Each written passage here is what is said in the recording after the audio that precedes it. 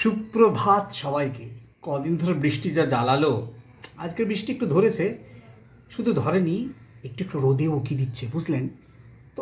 আমি কি করলাম, চলে গেলাম আমার খামার বাড়িতে। সেখানে প্রচুর ওল ধরেছে, গুনে গুনে চারখানা জম্পেশিয়া বড় ওল তুলে নিয়ে চলে এলাম।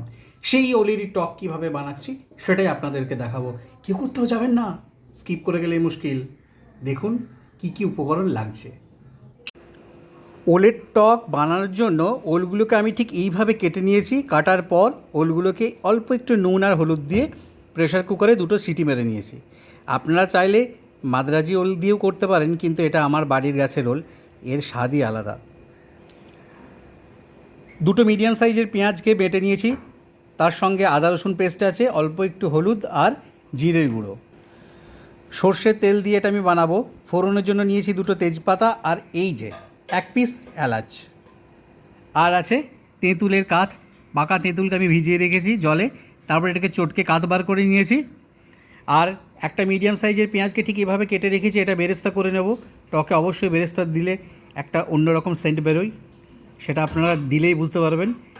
আর যে জিনিসটা লাগবে সেটা হচ্ছে গুড়। আখের গুড় দিয়ে পুরো টকটা আমি বানাবো।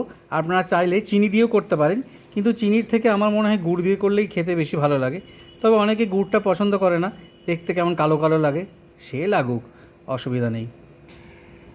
শোনেননি, কবি কয়ে গেছেন, কালো যদি মন্দ এত কেশ পাকিলে কান্দ কেন।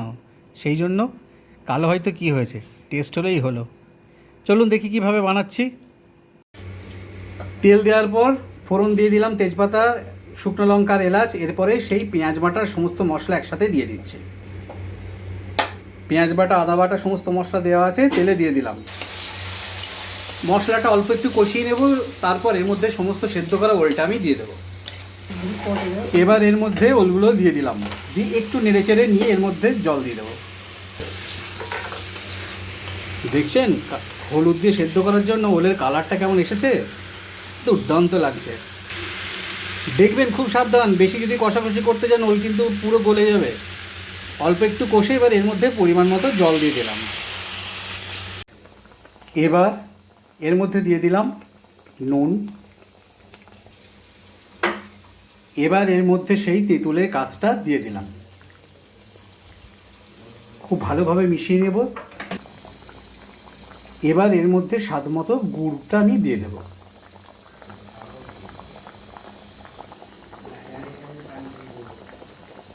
খুব ভালোভাবে মিশিয়ে নেব। গুড় খুব ভালোভাবে ফুটে ওল আর গুড় একদম মিশে একাকার হয়ে যাক। যখন দেখব একটু গাঢ় গাঢ় হয়ে গেছে, তারপর এর মধ্যে দিয়ে দেবো বেরেস্তা, দিয়ে নামিয়ে নেব। ব্যাস, রেডি ওলের টক। ততক্ষণ ভালোভাবে ফুটুক, আমি চললাম। ওলের টক রেডি। এবার এর মধ্যে উপর থেকে বেরেস্তাগুলো ছড়িয়ে দিলাম। বেরেস্তাগুলো খুব ভালোভাবে মিশিয়ে দিলাম। এবার এর মধ্যে ঢাকনাটা দিয়ে দেবো। ব্যাস, ওলের টক রেডি। এভাবে অবশ্যই বানিয়ে দেখবেন, খেতে খুবই ভালো লাগে।